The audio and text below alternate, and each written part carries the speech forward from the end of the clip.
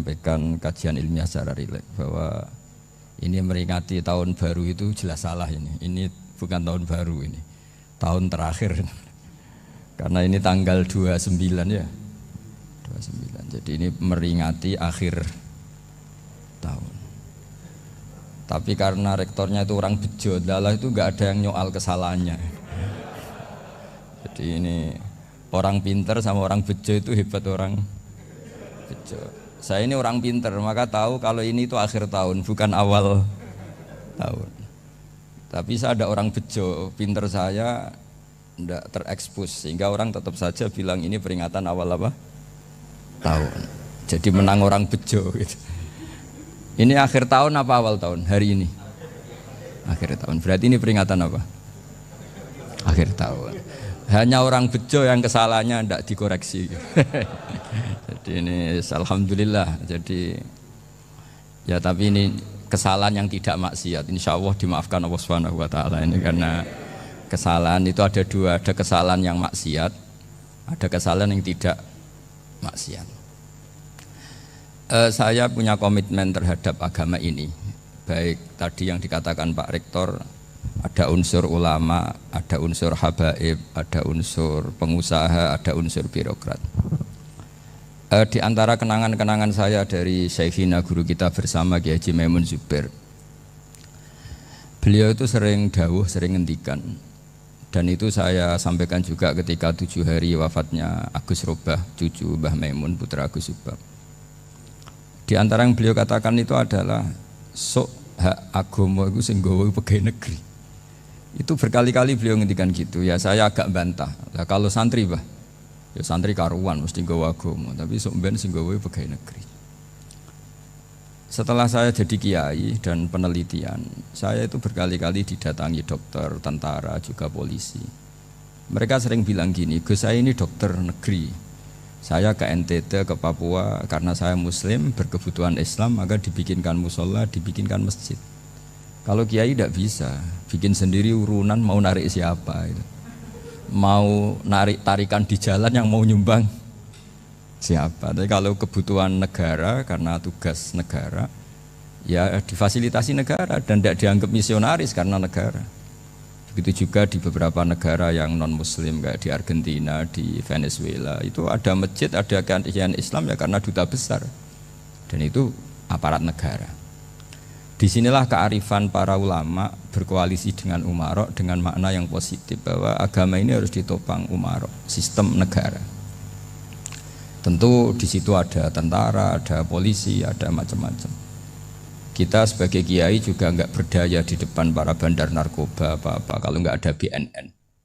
Kita mau apa dengan korupsi kalau enggak ada KPK. Sehingga kearifan para guru-guru kita, mulai Mbah Maimun, bapak saya sendiri, NU, Muhammadiyah, semua ormas-ormas Islam itu pasti maulah kerjasama. Karena kita siapa ya? Kalau enggak kerjasama. Dan di antara pesan Rasulullah SAW adalah yaduwahi ma'al jamaah. Jadi apa ya, kebersamaan itu sudah berkah. Fa inna yadallahi ma'al jamaah. Jadi berkah. Lalu kenapa saya kalau ngaji bawa kitab? Ini agak sebetulnya itu lazim. Lazim itu suatu yang harus. Tapi karena kelamaan mubaligh itu tidak pakai kitab. Seakan-akan bawa kitab itu yang aneh. Sebenarnya aneh mereka. Karena begini logika simpelnya ya. Umat Nabi ini berhak dapat apa coba? Berhak dapat warisan yang paling luhur, paling hebat, paling jernih. Apa itu Quran dan hadis? Pertanyaannya, siapa yang paling punya hak otoritatif untuk menerangkan Quran hadis? Ulama. Ulama yang mana? Ya yang kapabel, yang sudah diakui dunia kayak Imam Ghazali, Imam Bukhari, Imam Syafi'i. Artinya kalau kita tidak pakai materi itu ulama mendapat pikiran kita, bukan mendapat pikiran mereka. Saya ulang lagi, kalau kita tidak pakai materi yang otentik, yang orisinil, umat ini mendapat pikiran kita, bukan pikiran mereka. Maka saya berusaha supaya teman-teman atau semua umat Islam dapat pikiran-pikirannya Imam Ghazali, pikiran-pikiran Imam Bukhari, pikiran-pikiran Abdul Qasim Al-Junaidi, kejernian-kejernian Abu Yazid Al-Bustami. Kejernian itu diantaranya adalah misalnya makalah yang menurut saya itu makalah yang super. Jadi untuk ngadepi krisis karena COVID atau karena apalah, itu lama dulu sederhana sekali. Beliau-beliau punya rumus yang mungkin jarang didengungkan orang, tapi saya akan kampanye rumus ini. Al-istighna, hakikatul istighna, itu adalah al-istighna anis syai' labihi. Jadi pemenuhan kebutuhan yang sebenarnya adalah kita berusaha menghindari sebanyak mungkin kebutuhan yang sekunder, yang enggak penting. Bukan memenuhi semua yang kita inginkan. Jadi misalnya begini ya, kalau kita lapar, itu keinginan kita itu makan enak apa asal makan? Tentu jawabannya asal makan yang sehat. Tapi kalau nuruti nafsu kita, makannya yang enak, teman makan ya enak. Terus di warung yang favorit. Ini kan satu kebodohan. Kenapa untuk makan saja butuh definisi sekian banyak? Yang kita harus kecewa, warung favoritnya bisa sudah tutup. Atau kita ke sana harus macet. Ribet. Yang benar-benar arif dan bijaksana itu adalah al-istighna anisya. Sesuatu yang tidak mendesak itu jangan jadikan kebutuhan. Sehingga kalau kita puasa misalnya, semua makanan itu enak karena kita sangat lapar. Sehingga Abul Qasim Al-Junaidi ketika ditanya, ma idamu to'am, lauk makanan itu apa? Jawabannya lucu, alju, lapar. Kalau kamu lapar ya semuanya enak. Ini sudah mulai hilang. Kita bilang makan enak itu ya sate, ya gulai, ya pizza yang kita senang. Akhirnya apa? Untuk nikmati nikmatnya Allah itu kita jadi ribet. Apalagi yang orang-orang fasik harus ditemani perempuan yang tidak halal misalnya, atau harus ada ajudan, ribet. Nah pertanyaannya, orang yang ribet sama yang enggak ribet itu pinter mana? Pinter yang enggak ribet. Nah ini kearifan-kearifan yang mulai hilang. Lalu siapa yang bisa mewarisi itu? Ya ulama. Jadi ulama itu cara berpikir sebenarnya simple.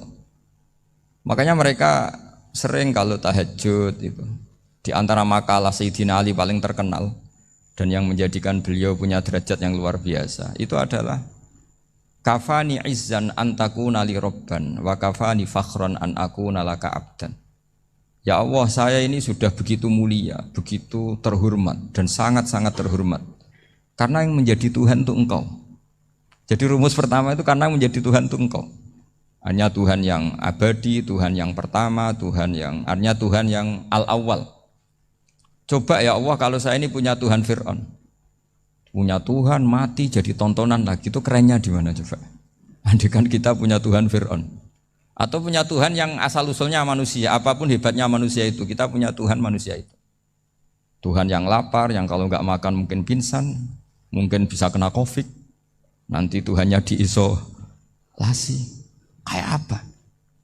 Makanya ketika Tuhan Allah menyindir ketuhanan selain Allah itu, Allah hanya menyindir dengan kalimat sederhana, kana yakulani to'am, yang kamu tuhankan itu masih makan. Artinya kalau nggak makan ya lemes. Jadi lama-lama ada orang gini, alhamdulillah tadi Tuhan mampir ke saya, kelihatannya lapar, setelah tak kasih makan sehat lagi. Susah nggak punya Tuhan yang seperti itu. Beda dengan Tuhan kita. Tuhan yang nggak butuh makan, nggak butuh minum, al-qayyum, zat yang berdiri sendiri tanpa butuh yang lain. Al-awwal, sebelum ada langit bumi sudah ada Tuhan kita yaitu Allah. Bandingkan dengan Tuhan-Tuhan yang dipertuhan yang lain, yang adanya setelah bumi, misalnya Fir'aun dan sebagainya. Sehingga Sayyidina Ali pertama jadi kebanggaan apa? Kafani izzan antakuna li robban. Saya ini keren betul karena punya Tuhan yaitu Engkau. Tuhan yang lahul asma'ul husna, Tuhan yang semuanya punya kebaikan, punya keabadian, punya keagungan. Terus wa kafani fakhron an akuna laka abdan, dan saya bangga sekali karena saya menjadi hambamu. Kalau saya jadi hambanya Pak Rektor ribet kan? Sudah tak hormati ternyata nanti tidak rektor. Ya kan ribet kan? Terus pokoknya ribet. Jadi budaknya manusia itu ribet. Makanya ada seorang wali datang ke temannya yang jadi presiden atau jadi raja. Datang ke situ karena tidak punya uang, mau minta uang karena temannya raja. Setelah sampai sana ternyata temannya ini karena orang soleh pas berdoa, ya Allah saya minta ini, minta ini, minta ini. Terus si wali tadi pulang. Tanya, kenapa kamu pulang? Ternyata dia sama, masih minta-minta kayak saya. Jadi sederhana dia. Sama-sama minta kamu, minta zat yang kamu mintain katanya. Jadi dulu itu orang itu sebegitu dekat dengan Allah. Sehingga si raja ini terus ketemu wali tadi, tanya, kenapa kamu menyepelekan saya padahal sekarang saya raja. Terus ditanya sama wali tadi, karena temannya, kalau kamu di padang pasir tidak bisa minum dan harus minum 1 gelas, dengan ongkos kamu harus mengasihkan semua kerajaan kamu demi minuman itu. Pilih mana, minuman apa tetap jadi raja? Ya saya milih bisa minum. Saya tidak raja tetap hidup, tapi kalau nggak minum mati. Bagaimana Anda bangga dengan satu kerajaan sing la yusawi kak samain, yang tidak sama dengan segelas air. Jadi artinya terus mereka melihat jadi raja itu ya biasa, jadi presiden biasa, jadi rektor biasa. Karena mereka biasa berlogika, hakikatul izzah itu ya at-taqarrub ila Allah, yang benar-benar terhormat itu ya dekat dengan Allah. Begitu seterusnya mereka bikin paradok-paradok yang aneh, tapi itu menjadi pelajaran. Bapak saya Ki Nur Salim itu senang baca anekdot Nasiruddin Koja. Itu kalau bikin orang-orang aneh, itu dia datang ke satu pesta, pakai baju lusuh, pakai sarung lusuh atau celana lusuh, sama Sohibul Bait yang punya acara dibiarin. Setelah dibiarin dia pulang pakai jas, pakai dasi, pokoknya keren. Dihormatin, pakai alpat, pokoknya dihormatin. Silakan. Pas dia disuruh minum, minumannya itu disokkan saja ke sakunya. Jas, kamu harus minum yang banyak, karena kamu yang dihormati, bukan saya. Terus makanan semuanya diletakkan di saku, ada yang apa? Ayo kamu makan yang banyak. Alpatnya juga gitu, dikasih sate apa? Ayo kamu makan yang banyak. Mereka tidak melihat saya, melihat kamu. Akhirnya orang satu pesta itu istighfar semua, berarti kita ini salah. Terus dia pidato, kenapa kamu ngomong gitu? Tadi saya datang, orangnya sama. Gara-gara beda pakaian, penghormatannya beda. Berarti yang berhak dapat makanan ini jasa ya, bukan saya. Betapa naifnya kita sebagai orang. Ternyata kita masih hormat sesuatu yang seperti itu, yang atribut lah. Jadi orang-orang sufi itu orang yang bisa menertawakan dunia. Akhirnya ya, pertama dia dianggap orang gila, masa jas dikasih makan, dikasih minum. Tapi secara fikih dia benar, haram dia makan. Karena pas dia datang dibiarin, setelah pakai jas dikasih makan. Berarti hakikat yang dapat rezeki siapa? Jasnya apa orangnya? Jasnya apa orangnya? Jasnya. Jadi itu orang-orang sufi, kearifan orang-orang dulu itu bisa ngelola hal-hal yang keseharian menjadi luar biasa. Ada seorang wali melihat istrinya makan 1 piring, anaknya makan 1 piring. Ditanya, kalian kenyang? Wah, kenyang sekali. Melihat anaknya minum kopi 1 cingkir, senang. Kalian senang sekali. Wah, kalau senang dengan hal-hal yang murah bisa, ngapain harus senang dengan hal-hal yang mewah? Bodoh sekali saya. Sehingga terus mereka bisa qanaah. Qanaah itu ya hidup itu simpel, sederhana. Jadi tentu saya tidak akan ngomong yang muluk-muluk, selain itu tidak bidang saya juga apa ya. Kita ini butuh obat di kondisi Covid seperti ini, butuh kesederhanaan, butuh apa ya, istighna tadi. Kita harus istighna billah an ghairillah. Jadi sudah cukup bahwa Allah ini segalanya. Sehingga tadi saya dengarin himnenya Unisula, yang paling saya kagum adalah dimulai dengan kalimat-kalimat thayyibah. Di antara tugas suci Nabi Ibrahim dan semua nabi adalah wa ja'alaha kalimatam baqiyatan fi aqibi. Nabi Ibrahim itu nabi yang diberi gelar Allah. Dia adalah nabi yang menjadikan kalimat tauhid itu kalimat yang abadi. Fi aqibi, di anak turunnya, di semua generasinya, baik anak turun karena gen maupun karena pembinaan, karena pendidikan. Ini penting sekali saya utarakan karena apa? Satu kehidupan itu sebenarnya digerakkan oleh kata-kata, oleh moto kalau orang bahasa modern. Sehingga banyak ulama mengatakan al-ibarat qutun li'ailatil mustami'in, bahwa redaksi atau moto atau pegangan hidup itu penggerak kehidupan.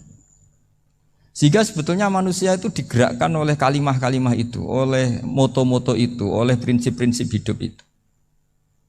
Misalnya orang Palestina itu tiap hari ke pasar gitu. Mereka ke laut gitu. Ditanya, kenapa tidak takut tembak Israel? Jawabannya lucu. Kena tembak ya mati, enggak makan ya mati. Enggak kerja ya mati. Ya sudah, sama-sama mati ya mendingan aktivitas normal. Tapi saya tidak menyarankan itu untuk melawan Covid. Ini cerita saja nanti. Kamu jangan provokator itu. Karena ini wilayah sensitif. Jadi banyak orang yang poligami, kalau ditanya alasannya gitu, istri satu ya cerewet, dua ya cerewet, mendingan 4 katanya. Ya banyak ya gitu. Tapi ada yang kebalikan, istri satu cerewet saja hampir jantungan, apalagi 4, tinggal matinya kan gitu. Itu semua yang menggerakkan itu kalimat. Kalimat itu satu pegangan. Banyak orang loh yang nggak ingin jadi rektor tuh banyak loh Pak Bejo. Jangan kira semua dosen ingin jadi rektor. Melihat rektor sibuk rapat, mempertahankan reputasi Unisula, terus sering pegang kepala. Ngapain repot-repot? Jadi tukang sapu aja dapat gaji, ngopi, rokokan, selesai. Bodoh amat jadi rektor, mikir orang banyak. Banyak loh orang yang nggak ingin jadi presiden tuh banyak. Karena ngopi nyaman, nggak ada yang ganggu. Mau tidur sampai jam 9 siang juga nggak ada yang ganggu. Sehingga mereka melihat pegawai negeri itu gak keren, orang kok diatur jam, disiplin. Itu memang cara Allah membagi rahmat. Mau kamu apakan coba? Cara syukurnya dia seperti itu. Bapak saya dulu tuh sering ngajarin saya, diajak jalan-jalan pagi-pagi. Melihat orang ngopi, makan uduk itu bapak seneng. Kok enak jadi wong awam. Ngene esuk-esuk nyemak bocah kesel kabeh kono enak ngopi rokokan. Bapak kadang iri sama orang awam itu iri. Sudah gitu berharap masuk surga kan enak sudah gitu. Tahu-tahu mati, tidak tahu ke surga apa ke neraka ya tidak tahu. Jadi nah, orang dulu itu orang yang bisa mensederhanakan dunia. Sehingga ya sudah cara bahagia. Makanya saya alhamdulillah saya ini kerjasama sama UII sama beberapa kampus. Memang amdan itu sengaja. Kampus itu ya punya sistem yang nggak bisa mewakili sistem kiai. Kiai juga punya sistem yang nggak terwakili oleh kampus, juga sebaliknya saling melengkapi.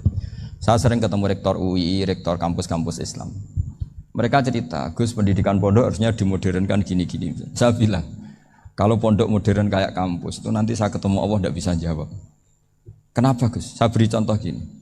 Kalau misalnya perempuan perawan lah atau apa saja, namanya perempuan, mau tanya tentang menstruasi atau haid.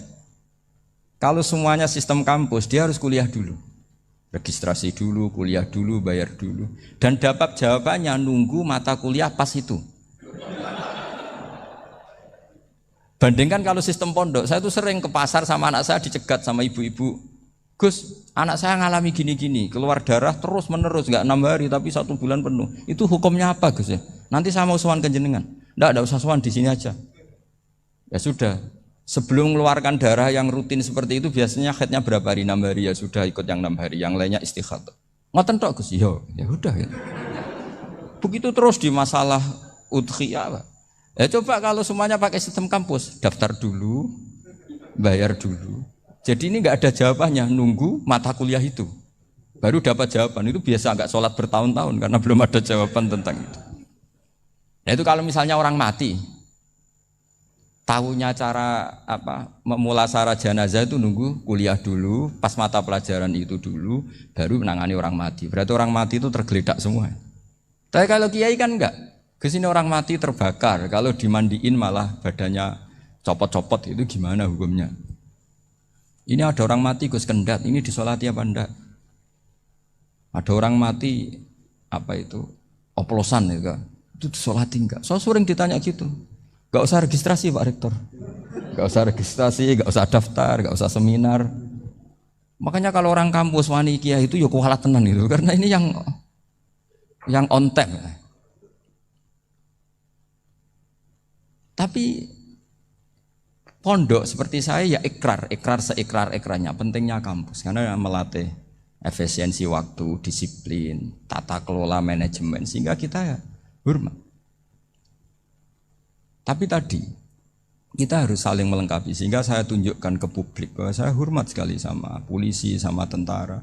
Coba kita bisa apa ngadepi bandar narkoba kalau enggak polisi? Bisa apa coba menjaga NKRI kalau enggak tentara? Begitu juga ya sudahlah kita memang fa inna yadallahi ma'al jamaah, kita berkah itu kalau bersama-sama, tidak bisa kita sendiri. Nah lalu orang kayak saya itu ya beberapa kali sebetulnya saya itu ditawanin jadi doktor honoris causa apa. Kekhawatiran saya satu Pak Bejo, takut pas gak punya uang itu dokter gak di duit kan gak pantas gitu. Jadi repot gitu, daripada beban lah sudah lah, nggak usah dokter. Jadi kalau nggak punya uang ya pantes, terus kalau ngebis ya pantes. Suatu saat kalau mati nggak ada yang hadir ya pantes, nggak dokter gitu. Kalau sudah dokter kok masuk neraka, dokter kok masuk neraka kayaknya apalagi rektor kampus Islam kok masuk neraka itu kan kok kayak nggak pas itu. Misalnya rektor Unisiola ditanya mungkar nakir, nggak bisa kan kayak gimana gitu. Makanya harus sering ngaji saya supaya nggak malu di depan mungkar nakir. Masa rektor ditanya mungkar nakir nggak bisa. Harus berani bentak. Ini saya rektor loh Pak mungkar nakir. Masa kalau wali-wali dulu berani. Masyhur di cerita wali-wali ditanya marabbuka manabuka. Saya ini guru tauhid.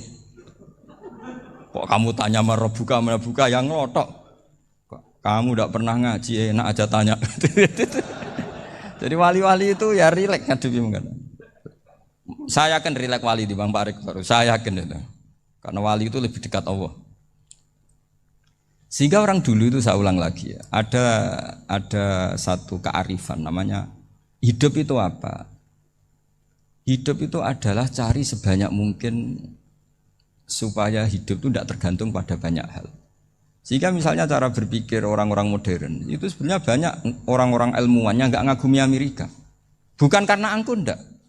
Untuk mempertahankan kebesaran negara sebesar itu, kebutuhan listriknya besar, kebutuhan tentaranya besar, kebutuhan apa? Sementara negara kayak Venezuela atau Swiss kebutuhannya ada banyak. Pertanyaannya, yang tergantung dengan banyak hal sama yang tidak tergantung banyak hal, itu pinter mana? Kalau dibalik pertanyaannya gitu, negara-negara maju itu tidak keren kalau dibalik pertanyaannya. Orang yang untuk mempertahankan eksistensinya banyak, butuh banyak hal, dengan yang tidak butuh banyak hal, itu pinter mana? Orang yang bahagianya nunggu jadi dokter, nunggu jadi kiai besar, kiai viral, dengan orang yang bahagia cukup dengan ngopi, itu pinter mana? Tapi kalau dibalik pertanyaannya, orang yang tahunya nikmat hanya kopi, dengan nikmat yang banyak, pinter mana? Makanya Mbah Mun tuh kalau guyon itu lucu. Aku iku sakake ambek wong desa sing mlebu swarga. Saya dulu eskal mlebu swarga kok disakeni. Akhirnya beliau memberi penjelasan. Wong desa iku roe pakanan enak, iku mau kopi mbek uduk. Lah swarga iku mau nuruti sing dikarepno. Akhirnya wis mau mangan wis ngopi, nguduk, ngopi wong ora roh pakanan liyane ku ora roh. Nasi mandi ya ora roh, pizza ya ora roh apa-apa. Terus saya bilang, wah lah niku nak nganti selera tentang wanita cantik. Iku juga sederhana. Rontok pesek ya wis cantik, rontok ireng ya wis. Apa bidadarinya seperti itu karena saking enggak pengalamannya. Jadi surga itu kan nuruti apa yang diinginkan. Kira-kira keinginan orang kampung kalau di surga itu apa coba? Makanan apa coba? Ya mana senengnya ketemel gemblong itu. Artinya malaikat lebih suka nangani surganya orang-orang kampung di Bang Pak Rektor. Ini sudah ribet ini. Makanan apa saja sudah dicoba. Ya. Terus kalau di mall tahu orang macam-macam, seleranya macam-macam pasti. Enak mana kalau sampai jadi malaikat pelayan surga? Suka ngelayani orang kampung apa yang orang kota? Orang kampung kan? Jadi ya itu guyon ya, guyon tapi itu menjadi pikiran kita bahwa orang yang banyak kebutuhan itu sebetulnya banyak kebodohannya karena menggantungkan kebahagiaannya dengan banyak hal.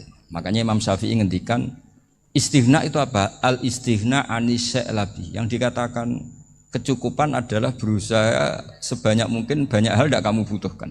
Bukan memenuhi semua kebutuhan kamu karena nafsu kamu ini tidak ada batasnya gitu. Kalau kamu penuhin nggak akan selesai. Itu ada perempuan yang kurang cantik itu minta doa saya, Gus doain suami saya kaya, terus tak guyonin, terus nggak minta. Kalau suami kamu kaya, yang pertama dirubah itu apa? Rumah supaya rumah saya bagus. Kedua apa? Mobil supaya mobil saya bagus. Nanti yang dievaluasi itu kamu.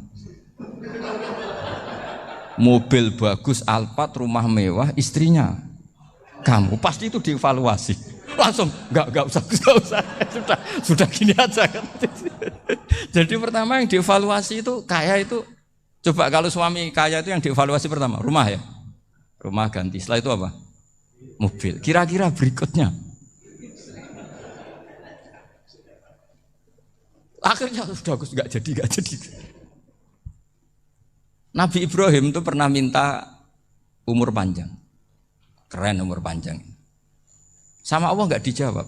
Datang orang tua gitu mertamu ke Nabi Ibrahim, terus disuguhi dikasih kurma. Apa itu? Kok kurma apa? Anggur yang sudah matang sekali, sudah dimakan. Setelah dimakan meler keluar lagi, dimakan lagi meler lagi. Terus Nabi Ibrahim masuk lagi ke kamar. Ya Allah, doanya tak cancel. Nanti kalau saya tua kayak itu. Jadi Allah itu nggak jawab langsung tapi ngirimkan itu. Akhirnya ya Allah nggak jadi. Nanti takut itu. Saya pernah ngalami jadi kiai tadi ada ibu-ibu ya kurang ya nggak pati cantik lah. Suaminya tuh miskin sekali. Minta doa saya supaya kaya. Bareng tak kasih pertimbangan itu udah nggak usah nggak jadi. Jadi itu kearifan. Tapi kearifan ini harus kita tanamkan. Saya nggak bisa membayangkan Indonesia yang besar ini. Andai kan tidak ada qanaah. Nerimo ing pantum. Coba sekarang ada Covid. Andai kan Indonesia tuh kayak Perancis. Saya beberapa kali punya tamu orang yang hidup lama di Perancis, bahkan dapat istri orang Perancis. Itu dulu gak begitu mencintai Indonesia. Tapi setelah di Perancis 2 tahun, wah Indonesia hebat. Di Perancis tuh kata dia kalau cerita, semua kebutuhan masyarakat itu dibebankan ke negara. Apa saja minta negara, apa saja nyoal negara. Sementara Indonesia, coba kalau Indonesia mengalami seperti ini kok tidak ada qanaah rimo ing pantum, bisa kios Indonesia. Orang miskin nyalahkan negara, kelaparan nyalahkan negara, apa saja. Tapi barokahnya dididik kiai, jogeman nyalahno wong liya. Urip pun rimo ing pantum, diame. Sampai gak ngerti kalau Covid. Banyak tuh orang-orang kampung itu, orang lugu-lugu itu. Mbah niki saking Covid, salam ning Covid muga-muga umure panjang. Dikira Covid itu nama orang yang ahli sosial itu. Mbak niki dana saking Covid. Matur nuwun sampai no salamku muga-muga umur panjang. Bingung kan yang nganterin ini. Ini gimana yang mau menjelaskan? Memang nggak paham. Ribet kan. Tapi saya pastikan bahwa dengan keadaan seperti ini kita bahagia, kita stabil itu jelas barokahnya kalimat tadi.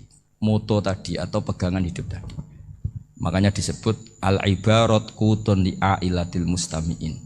Bahwa redaksi atau kata-kata atau pegangan atau filosofi hidup, apalah namanya itu adalah penyemangat.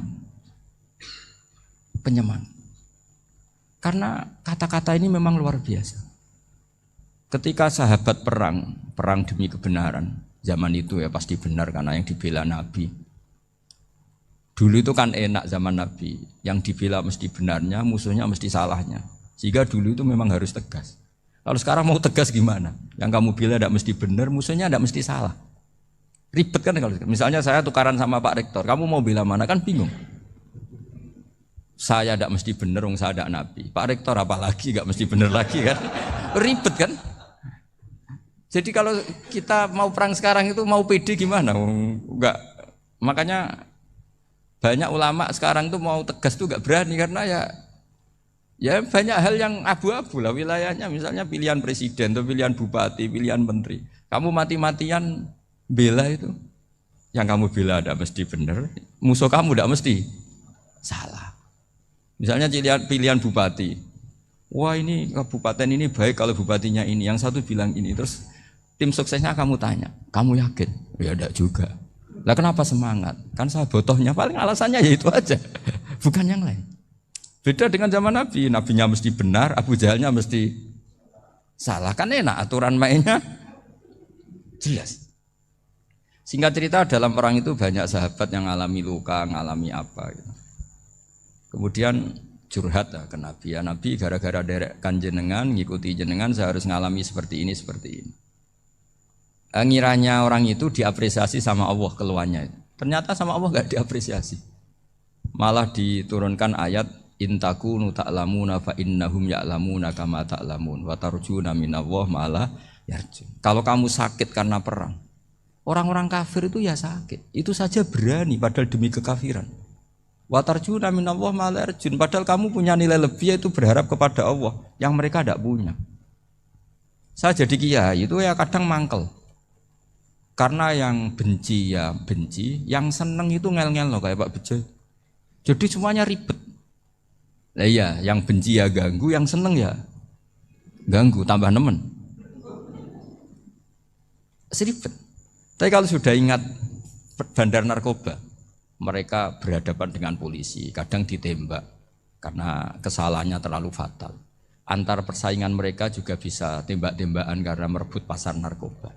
Itu saja mereka berani. Kok kita yang jadi kiai kadang dicium tangannya, dihormati gak berani, hanya takut musibah-musibah kecil lah, atau problem-problem kecil. Lah iya, kalau kita bandingannya gitu. Kalau kamu mau tahajud kedinginan, itu masih nanti dihisab Allah itu gitu. Maling ayam itu keluar malam-malam, hanya dapat ayam. Itu gak takut dingin. Ya gak takut digebuki masa. Kamu mau tahajud saja takut dingin. Makanya nanti hisabnya orang soleh itu nanti dijajarkan orang dolim. Terus diperbandingkan. Wah itu habis kamu kalau itu. Jadi misalnya Unisula mau rapat, tapi ini malam, kalau malam dingin nanti sama masuk angin. Anak-anak pang di perapatan aja berani kamu. Kalau sudah perbandingannya gitu tuh ribet kita nanti. Makanya itu kalimat itu moto atau filosofi hidup. Sehingga diulang lagi nasihat itu. Iyam saskum korhun faqad masal qoma korhum mislu. Kalau kamu kena luka, orang-orang yang enggak benar juga akan kena luka. Itu aja berani demi ketidakbenaran. Masa kamu demi kebenaran enggak berani? Akhirnya orang itu, ya itu kalimat, itu heroik. Makanya kita ini penting ya, makanya tadi himne Unisula dimulai kalimat thayyibah. Karena kalimat ini yang menjaga kita, kalimat ini. Misalnya tentang Tuhan. Kenapa orang Islam imannya kokoh seperti ini, termasuk yang sudah hidup di Amerika, di Australia, di mana-mana. Itu ya barokahnya ajaran atau barokahnya kalimah. Saya sebut kalimah saja pakai bahasa santri. Karena la ilaha illallah itu dalam tradisi santri disebut kalimatu haqqin alaiha nahya wa alaiha namut wa alaiha nub'ats. Ada yang riwayat wa biha nub'ats insyaallah taala minal aminin. Kenapa mereka di mana-mana meskipun sekolah di Amerika, di Australia, bahkan di Uni Soviet tetap mukmin? Itu barokahnya ajaran yang benar. Allah itu siapa? Tuhan. Tuhan itu sifat dasarnya apa? Awal. Dia harus wujud awal sebelum makhluk yang lain.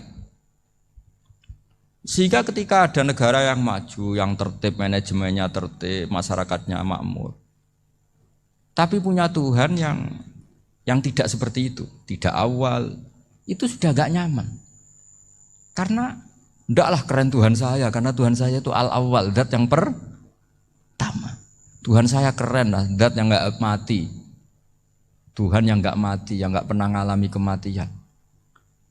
Sehingga tontonan atau yang dilihat kenikmatan-kenikmatan yang lain ini tidak mengubah dia pendirian tentang Tuhan. Karena mantapnya satu kalimat tadi, bahwa Tuhan itu ya harus satu, harus awal, harus tidak mati, tidak rusak, tidak mengalami apa-apa yang membahayakan.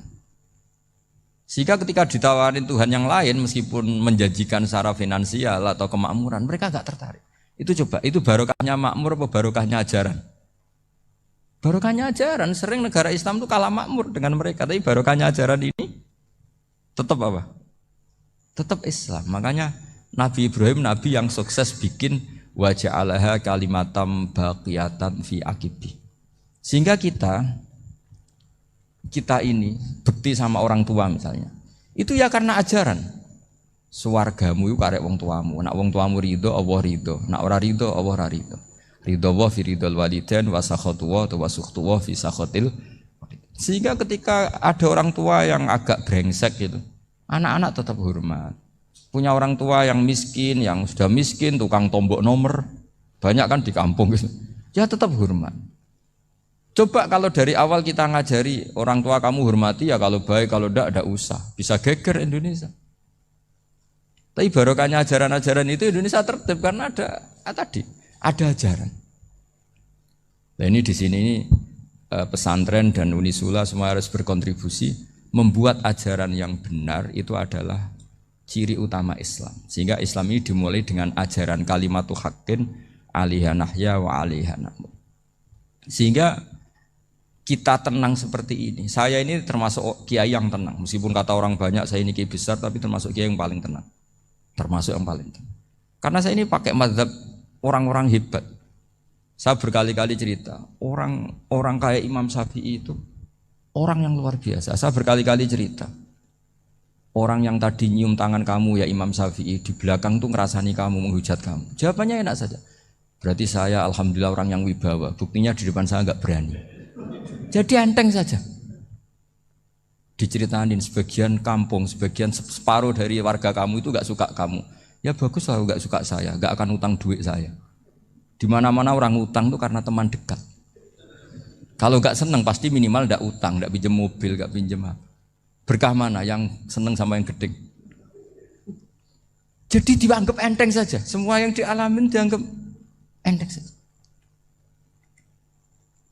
Misalnya punya istri pemarah, ya baguslah marahin suami. Kalau marahin tonggo malah ribet.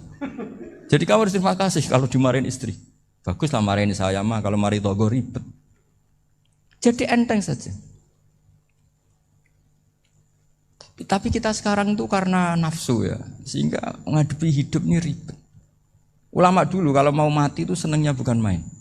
Sudah lama saya ini ingin gak maksiat. Kayaknya gak maksiat paling efektif itu mati. Ya tidak apa-apa Gusti, kalau sebaiknya mati ya mati aja. Enteng saja. Jadi melihat kematian itu akhir dari segala keburukan atau potensi keburukan. Apapun baik kita sekarang, suatu saat mungkin kita gak baik. Yang bisa menghentikan ketidakbaikan atau potensi ketidakbaikan itu apa coba? Mati kan? Berarti mati itu mengerikan apa menyenangkan? Mesti kamu tidak berani menjawab. Meskipun secara ilmu kamu berani, tapi secara rasa agak berani kan? Saya ulang lagi ya. Yang bisa menghentikan keburukan atau potensi keburukan itu apa coba? Apa?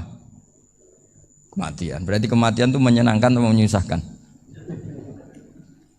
Apapun kamu tidak berani jawab karena kamu agak-agak duniawi itu kelihatannya. Tapi secara ilmu, kamu tahu kan kalau mati itu tidak buruk-buruk banget. Karena apa? Itu akhir dari segala keburukan. Sehingga Nabi ngajarkan kalimat itu begitu luar biasa. Allahumma ahyini maka natil hayatu khairan li wa tawaffani maka natil wafatu khairan li. Nabi melihat dunia itu begitu indah. Ya Allah, kalau saya ini hidup, anggap saja hidup ini ziyadatan li fi kulli khairin, menjadi modal saya menambah segala kebaikan.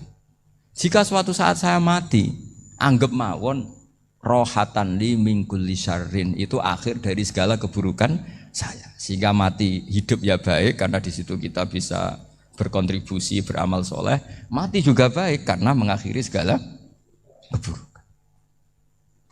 Nabi nate ngendikan lagi, ajaban li amril mu'mini inna amrahu kullahu khair. Orang mukmin itu mengagumkan, semuanya baik. In asobathu na'ma syakara fakana khairan lah. Kalau baru dapat nikmat, dia syukur, maka itu baik. Wa in asobatu dharra sabara. Kalau dapat masalah mereka sabar, itu juga baik. Sehingga orang mukmin dua sisinya pasti baik. Itu juga kalimat, maksudnya moto atau pegangan hidup. Nah berikut ini saya beri contoh, ini kenangan saya, ini contoh terakhir. Masalah jadi orang terkenal maupun tidak. Di sini dicontohkan Imam Ghazali di halaman 367 di kitab saya 367, juznya 3 di kitab Ihya Ulumuddin. Di sini beliau cerita betapa untuk menjaga ikhlas sebaiknya orang itu tidak terkenal, tidak syuhrah, tidak terkenal. Oke, itu kita sepakat ya, karena kalau terkenal mungkin orang dipaksa publik dengan tanda kutip untuk selalu berbuat baik, tapi karena jaim lah, jaga image atau apa. Tapi ketika dibalik pertanyaannya, kamu rela yang terkenal itu orang nggak benar, sementara yang orang benar itu nggak terkenal. Lalu masyarakat taunya yang tidak benar. Kalau pertanyaannya dibalik gitu, orang baik wajib terkenal enggak? Kalau pertanyaannya dibalik seperti itu, dokter yang benar tidak terkenal, yang malpraktek terkenal. Kamu ingin kondisi seperti itu? Gak ingin kan? Kampus yang bagus gak terkenal, kampus yang bagus gak terkenal, yang gak bagus. Nah, artinya apa? Gara-gara olah kata, olah pikiran, ini logika jadi rubah. Lagi-lagi apa? Jawaban itu ada di kata-kata sebetulnya. Makanya bab-bab seperti ini tidak usahlah kita berdebat, berpolemik. Sebaiknya orang itu humul, menutup diri, apa sebaiknya orang terkenal, itu nggak perlu seperti itu. Sudah terserah Tuhan saja. Makanya saya mulai dulu ngaji sampai sekarang itu ya tidak punya punya ikon tertentu atau punya website tertentu, enggak. Sudah terserah pangeran, sudah. Saya enggak Saya juga tidak sok suci materialistik atau enggak ya tidak mikir saya. Bukan apa-apa ya karena saya ini kiai, jadi biasa urusannya sama Allah, tidak sama makhluk. Jadi pusing kalau sama sarah-sarahnya makhluk itu pusing.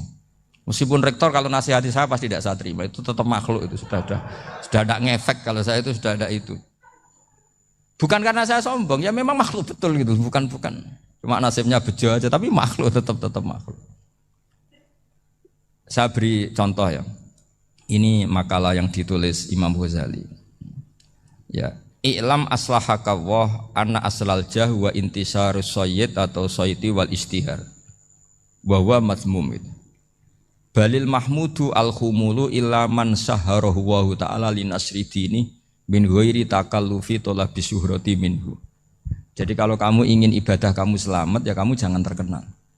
Tapi resikonya adalah kalau kebaikan itu tidak terkenal maka enggak dikenali. Kalau enggak dikenali berarti masyarakat hanya punya percontohan yang tidak baik karena yang baik tidak terkenal.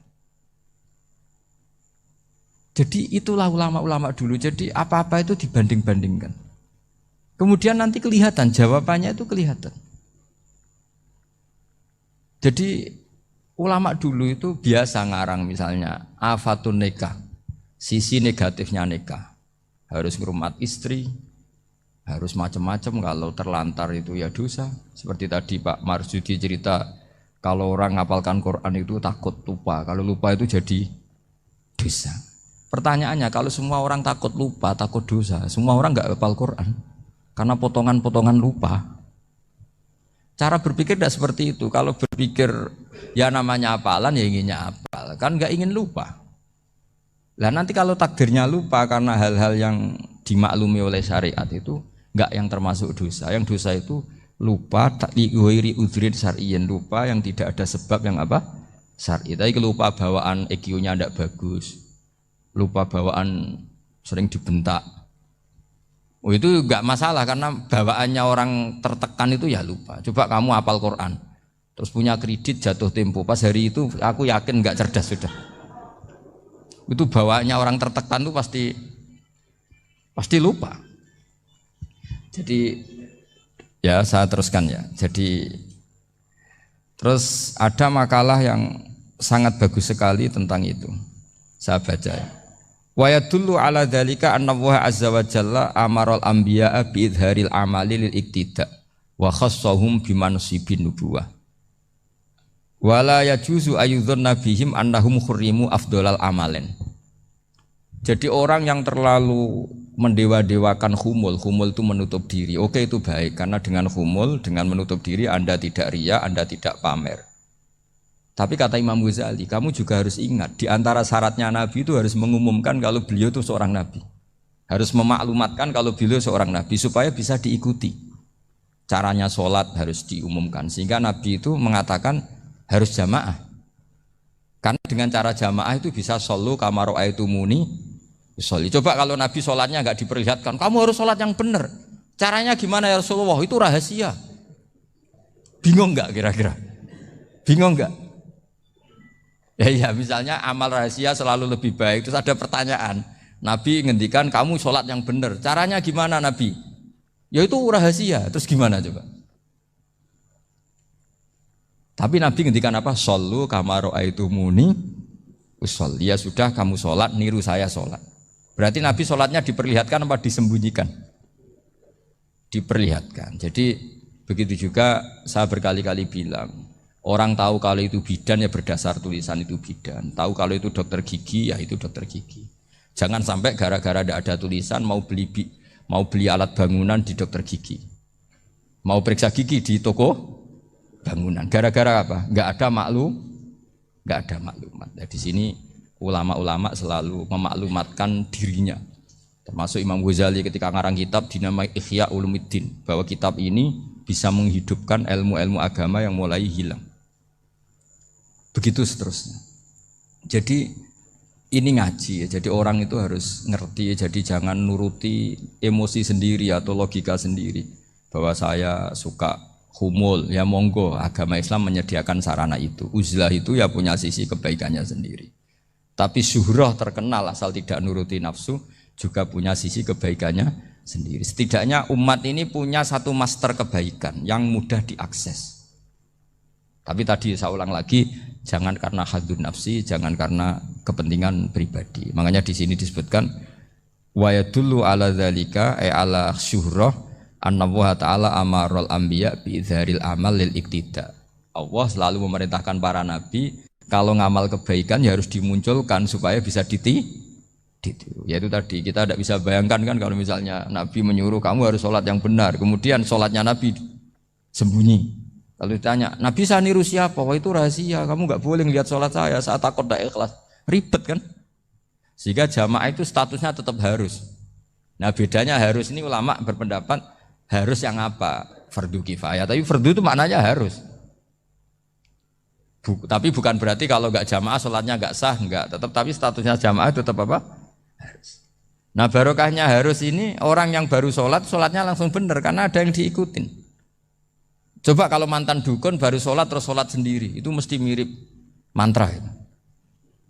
Karena dia tidak ada master percontohannya. Tapi barokahnya ada master, orang paling bodoh pun kalau sholat ya benar, karena standar ada komandonya, ada imamnya. Sehingga Imam Ahmad malah berpikir keras, syarat sahnya sholat itu harus jamaah. Cara pikirannya Imam Ahmad, keras sekali beliau. Jika kalau orang sholat sendiri kok ada orang lain yang maunya berjamaah harus bayar, orang itu harus bayar demi sahnya sholat. Itu madzhabnya Imam Ahmad. Tapi kalau madzhab Syafi'i hanya mengatakan itu fardu kifayah, yang kalau satu komunitas gak mau melakukan semuanya apa? Dosa. Ya jadi ini sebelum sesi ringan tanya jawab, hanya 2 saja tanyanya, nggak boleh banyak-banyak, nanti nggak pulang-pulang saya. Jadi tak baca lagi biar dapat berkahnya Imam Ghazali. Wa qala qaumun asirru afdalu minal alaniyati. Terus kata sebagian ulama al alaniyah itu afdal minas sirri. Terus diperbandingkan baik yang mana amal dipertontonkan sama anda. Terus kata Imam Ghazali, kalau orang itu bisa jaga tidak riya, maka sebaiknya dipertontonkan karena kebaikan harus yang muncul, bukan yang tidak baik yang muncul. Makanya ketika Unisula memaklumatkan diri sebagai ingin jadi generasi khairah ummah, itu kalau diterjemah itu kan wow, khairah ummah, umat terbaik. Itu kan kayak agak angkuh. Tapi nggak apa-apa, itu nggak apa-apa. Masa kita kampanye Unisula siap degradasi moral, kan ya lucu kan. Masa jualan gitu kan ya lucu. Ya sudah, kita memang ingin mengkhidmati ummah, berbakti dengan umat, membantu supaya jadi generasi khairah apa? Tidak apa-apa, dimaklumatkan supaya dengan itu umat punya sarana. Oh kalau ingin jadi khairah ummah, kuliah di sini. Jangan lalu enggak gitu. Ya sama kita dokter, maklumatkan saja dokter gigi, dokter kandungan, dokter bedah. Sehingga orang kalau mau bedah ya jangan ke dokter kandungan. Jadi barokahnya maklumat ya. Jadi saya mohon sekali ini, saya sendiri sebetulnya orang yang enggak siap terkenal sebetulnya, tapi ya sudah terserah Allah saja. Kalau itu cara Allah menyebar kebaikan, ya monggo. Pokoknya kita tawakal saja sama Allah Subhanahu wa Ta'ala. Ya, saya kira demikian. Assalamualaikum warahmatullahi wabarakatuh.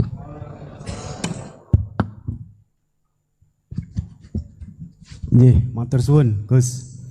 Alhamdulillah. Sesi tanya jawab. Gus, 2 nggih.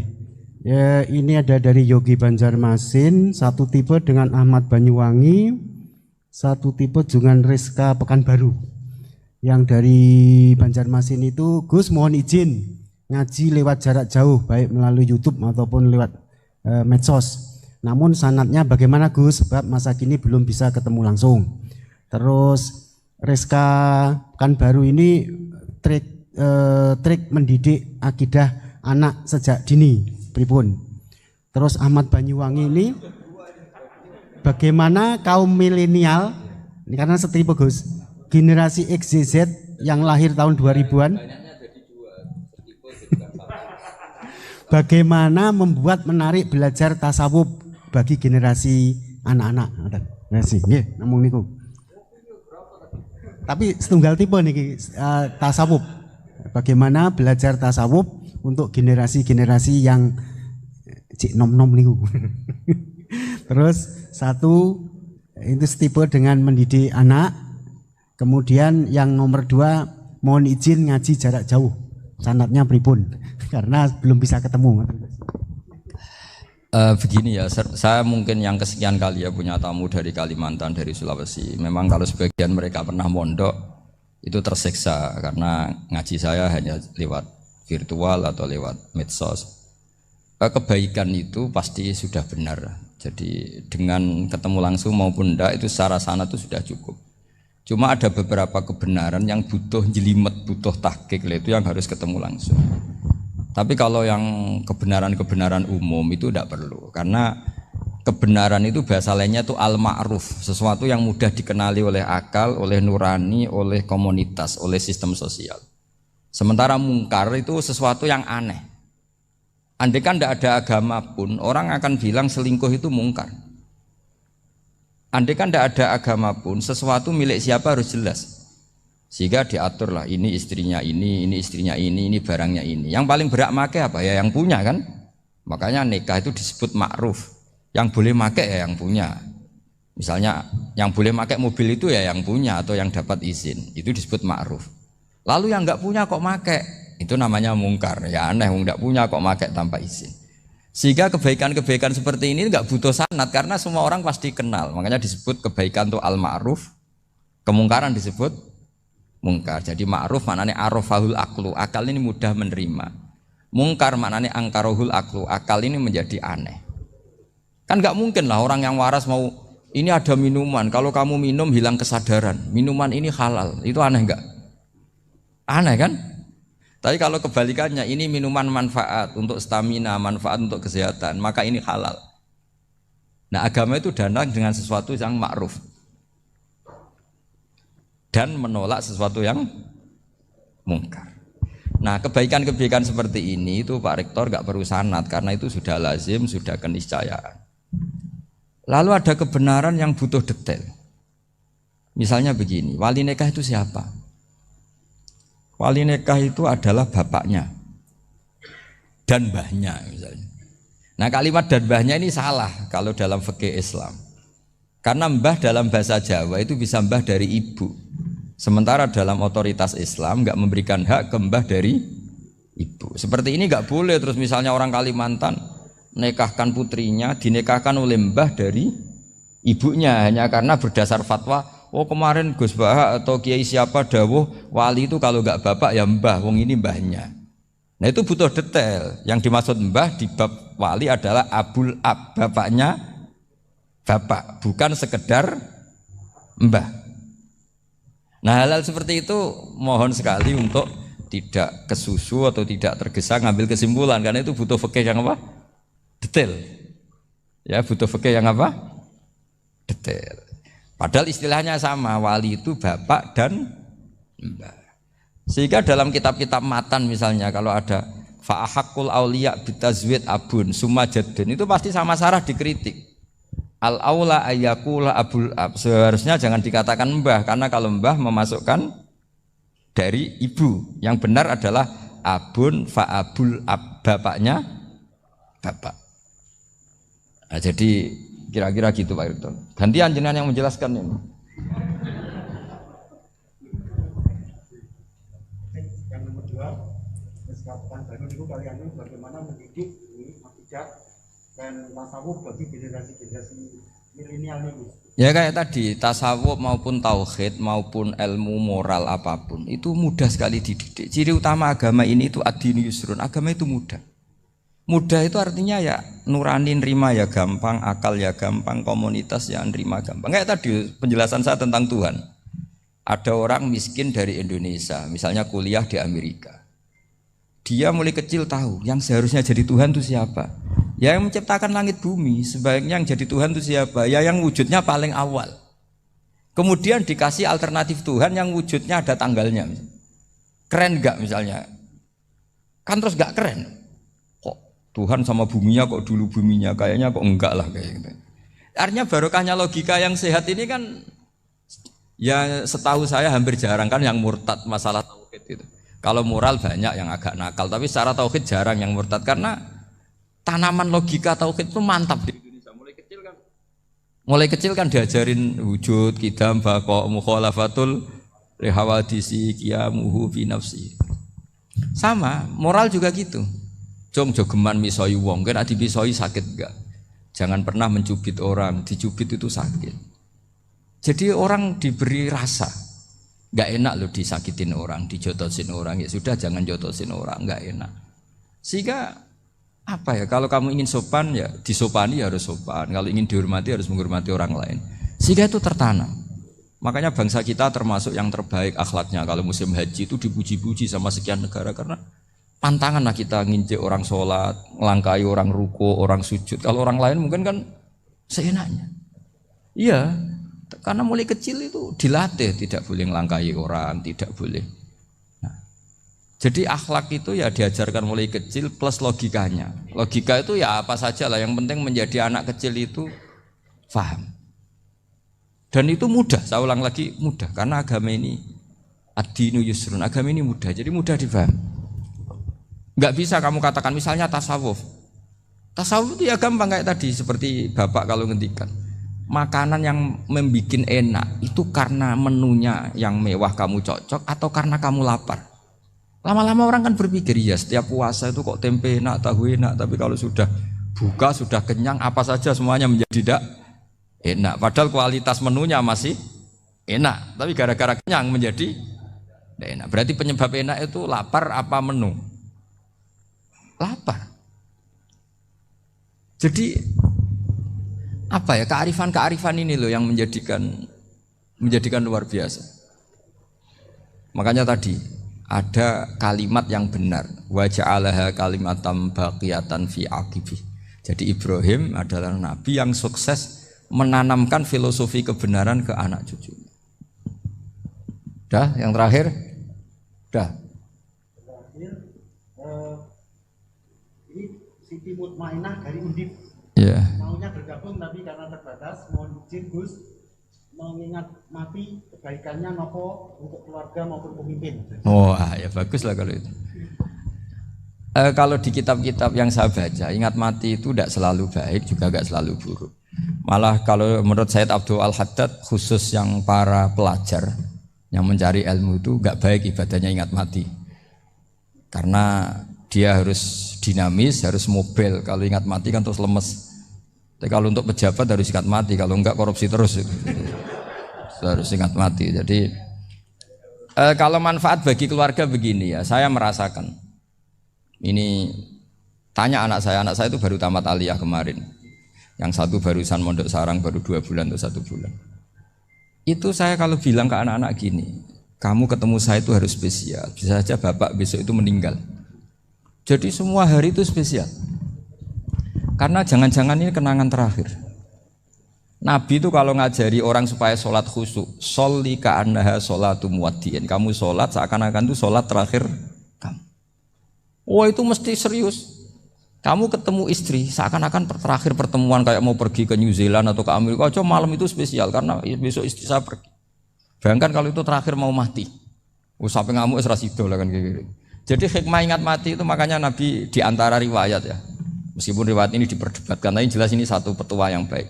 Wa'mal li akhiratika ka'annaka tamutu hudan. Kamu beramal untuk akhiratmu seakan-akan besok itu mati. Maka sholat kita akan spesial, hidup kita akan spesial karena kenangan kita terbaik ya sekarang, besok sudah mati. Sehingga anak-anak saya itu sama saya itu senang sekali. Saya juga sama anak-anak senang. Karena kesempatan ini tidak selalu ada. Jadi, tapi ada kalimat untuknya wa'mal lidunya ka i'mal lidunya ka ka'annaka ta'isu abadan. Untuk duniawi kamu seakan-akan hidup selamanya. Itu maksudnya itu rileks saja. Misalnya hari ini urusan enggak selesai, besok masih ada hidup. Enggak selesai, besok masih hidup, sehingga rileks. Tapi kalau urusan akhirat harus selesai sekarang karena besok sudah mati. Jadi ingat mati itu positifnya ya tadi, semuanya akan indah. Coba orang yang mau meninggalkan Indonesia, misalnya nyuwun sewu LSM yang biasa demo atau mahasiswa yang biasa demo, terus tawarin, besok kamu kuliah di Rusia. Itu warung apa saja kenangannya baik semua, karena mau meninggalkan Indonesia. Tapi kalau tahu gak meninggalkan Indonesia, demo terus. Orang-orang sering demo, tawarin ke luar negeri, kira-kira mau gak? Pasti lebih suka apa? Indonesia. Orang paling miskin yang ngeluh terus di dunia ngeluh gak pernah nikmat, tawarin mati, mau gak? Gak mau kan? Jadi untuk supaya hidup ini nikmat, semuanya itu anggap kenangan terbaik Anda, dan itu bisa saja kenangan terakhir. Makanya resepnya Nabi supaya sholat khusyuk apa? Sholli sholatam wadiin, kamu sholat ka'anha sholatum wadiin, seakan-akan itu sholat apa? Terakhir. Sehingga terus kita nyaman, kita apa, dan kita nganggap ini sholat yang terakhir. Nanti ternyata masih lagi, ya sudah itu sholat yang terakhir lagi, sehingga semuanya apa? Spesial. Ya gitu Pak Rektor. Matur suwun. Terima kasih Gus. Ini pertanyaannya total ada 135, tapi saya himbau kepada para penanya, ini misalnya ya ada pertanyaan bagaimana kami ini berada di organisasi yang fasilitas materinya itu kecil. Jenengan tidak usah bertanya di saat ini, nanti ikuti YouTube. Itu ada edisi beliau yang terakhir, ada tema ceramah beliau itu sudah menjawab ini. Nanti ikuti di YouTube, bisa menjawab pertanyaan jenengan. Itu ada. Itu sudah ada materinya. Jadi 135 penanya ini mohon dicari search di Google, jawabannya sudah ada di situ semua. Oke. Ya, terakhir ini bagaimana kalau kami materinya sedikit, apakah kami harus ngalah? Ini edisi 3 hari yang lalu Gus Bahak sudah mengeluarkan itu. Nah, gitu. Nggih, saya kira demikian nggih. Yang offline sampun ridho? Sampun nggih. Nggih Gus, ngaten saya soalnya paling takut kalau nanti dimarahi beliau.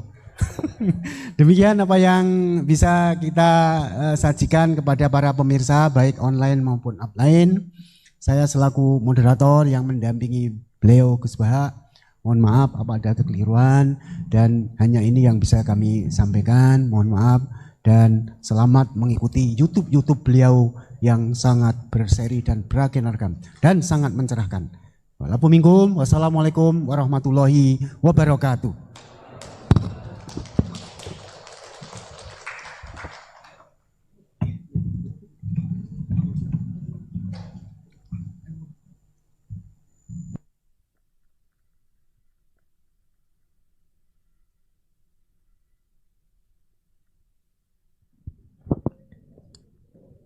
Acara selanjutnya yaitu doa kepada Dr. Andes Ahmad Yasin Asy'ari, SMSI, dipersilakan.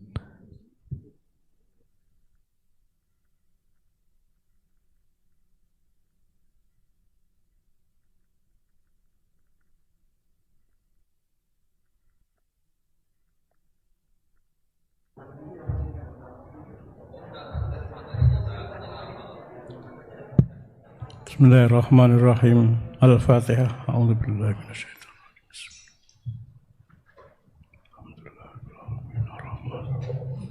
Maliki yaumiddin. Iyyaka na'budu wa iyyaka nasta'in. Ihdinas siratal mustaqim. Siratal ladzina an'amta 'alaihim ghairil maghdubi 'alaihim waladdallin. Bismillahirrahmanirrahim. Alhamdulillahirabbil alamin. Alhamdulillahirabbil alamin. Alhamdulillahirabbil alamin. Assalatu wassalamu ala sayyidil mursalin sayyidina maulana Muhammadin wa ala alihi wa sahbihi ajmain.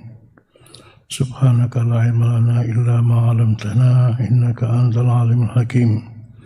La ilaha illa anta subhanaka inni kuntu minadh dhalimin. Allahumma inna nas'aluka bihaqqil Fatihatil mu'azzamati wassabil masani an taftah lana bikulli khair wa anta tafaddal alaina bikulli khair wa anta ja'alana min ahlil khair wa anta amilana mu'amalatika lil khair wa anta hafadhana fi adyanina wa anfusina wa ahlina wa awladina wa ashabina wa ahbabina min kulli mihnatin wa fitnatin wa bu'sin wa dhair. Innaka waliyyu kulli khair wa mu'ti kulli khair mutafadzilun bi kulli khair bi rahmatika ya arhamar rahimin. Allahumma inna nas'aluka min khairi ma sa'alaka nabiyyuka Muhammad sallallahu alaihi wasallam wa na'udzu bika min syarri ma sta'adha minhu nabiyyuka Muhammad sallallahu alaihi wasallam wa antal musta'an wa antal musta'an wa antal musta'an wa alaikal balagh ولا حول ولا قوة إلا بالله العلي العظيم اللهم اغفر لنا ذنوبنا اللهم اغفر لنا ذنوبنا وكفر عنا سيئاتنا وتوفنا مع الأبرار ربنا ظلمنا أنفسنا وإن لم تغفر لنا وترحمنا لنكونن من الخاسرين ربنا آتنا في الدنيا حسنة وفي الآخرة حسنة وقنا عذاب النار وصلى الله على سيدنا محمد وعلى آله وصحبه وسلم والحمد لله رب العالمين الفاتحة.